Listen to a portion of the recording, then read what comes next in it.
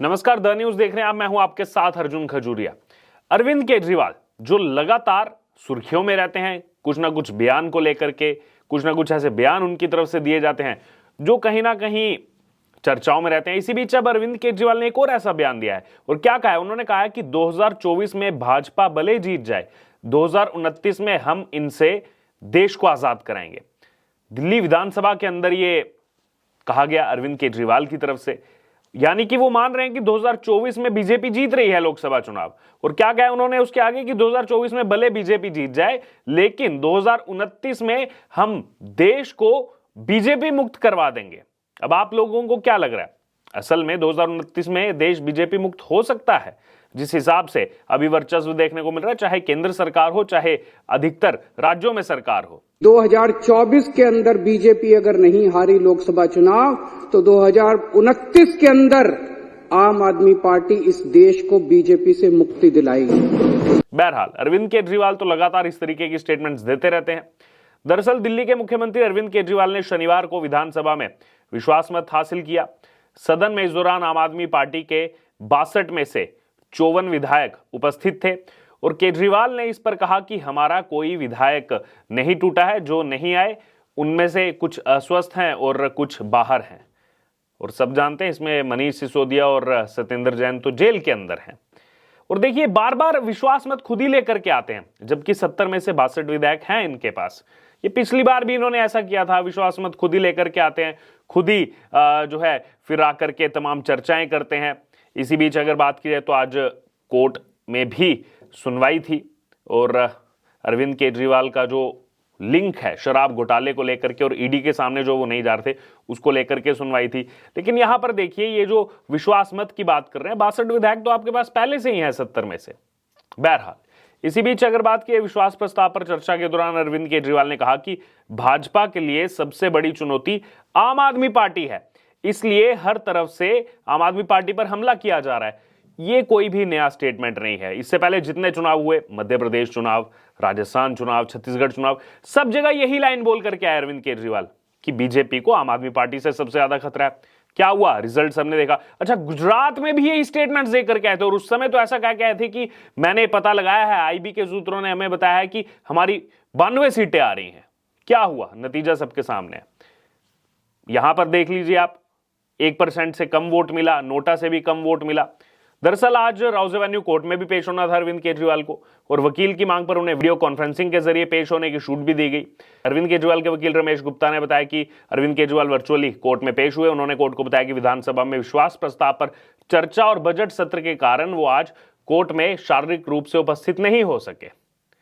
अगली सुनवाई 16 मार्च को है, उस दिन वो कोर्ट में पेश होंगे। लेकिन बार बार भाग क्यों रहे हैं अरविंद केजरीवाल?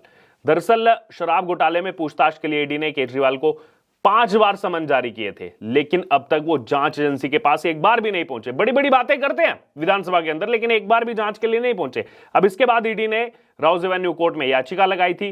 14 फरवरी को कोर्ट ने अरविंद केजरीवाल से कहा था कि आप 17 फरवरी को अदालत में हाजिर होकर पेशी में ना जाने की वजह बताएं। और कोर्ट के निर्देश के चंद घंटे बाद ही ईडी ने अरविंद केजरीवाल को छठा समन जारी कर 19 फरवरी को पूछताछ के लिए बुलाया। अब देखना होगा 19 फरवरी को वो जाते हैं नहीं, छठी बार बुलाया जा रहा है। इससे पहले ईडी केजरीवाल को 2 फरवरी, 17 जनवरी, 3 जनवरी, 21 दिसंबर और 2 नवंबर को भी समन भेज चुकी है। लेकिन एक तरफ बड़ी बड़ी बातें करने वाले अरविंद केजरीवाल जो कहते हैं हम कट्टर ईमानदार हैं और हम नया भारत बनाना चाहते हैं, लेकिन कानून का कितना इनको सम्मान है इसी से पता लग जाता है जब 5-5 बार समन इनको दिया गया ईडी की तरफ से, एक बार भी नहीं गए। और खुद ही अपने आप को कट्टर ईमानदार का सर्टिफिकेट दे देते हैं, खुद ही उस समन को कह देते हैं कि ये तो गैर कानूनी है। यानी कि इन्होंने अपने आप को संविधान से भी ऊपर मान लिया, कानून से भी ऊपर मान लिया, खुद ही कह देते हैं ये तो गलत है। अरविंद केजरीवाल ने क्या कहा, उन्होंने कहा ये लोग शराब घोटाले की आड़ में गिरफ्तारी करके दिल्ली की सरकार गिराना चाहते हैं। इनकी इतनी कोशिशों के बावजूद हमारा एक भी एमएलए नहीं टूटा है, हमारे सारे विधायक एकजुट हैं। 2 विधायक तो आपके जेल के अंदर हैं, सत्येंद्र जैन और मनीष सिसोदिया। इसी बीच अगर बात की, संजय सिंह भी जेल में है।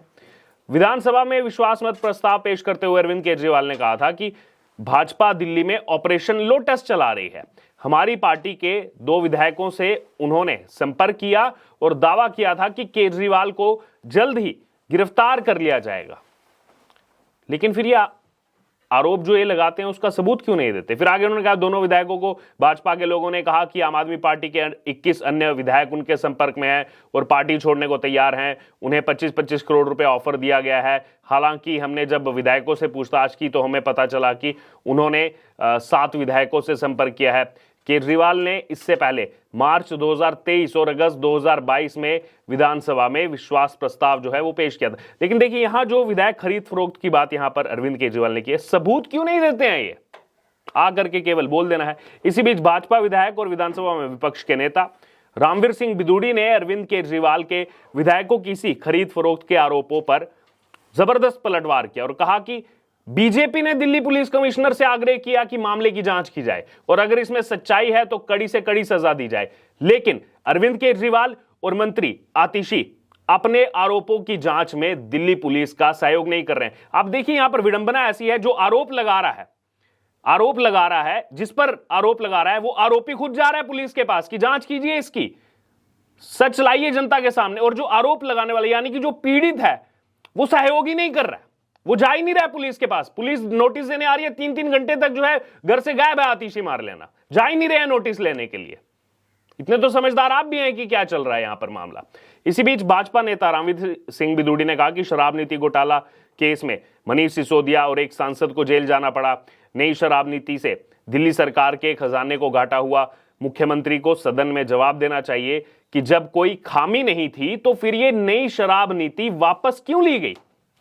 फिर आगे उन्होंने कहा कि दिल्ली जल बोर्ड में भी घोटाले हुए हैं। जल बोर्ड आज 73,000 करोड़ के घाटे में चल रहा है। ये घोटाला तब हुआ जब अरविंद केजरीवाल दिल्ली जल बोर्ड के चेयरमैन थे। मोहल्ला क्लिनिक में 65,000 टेस्ट फर्जी पाए गए। महिला सुरक्षा के लिए बसों में पैनिक बटन लगाने में भी घोटाला हुआ। दिल्ली सरकार ने फीडबैक यूनिट बनाकर जासूसी का काम किया।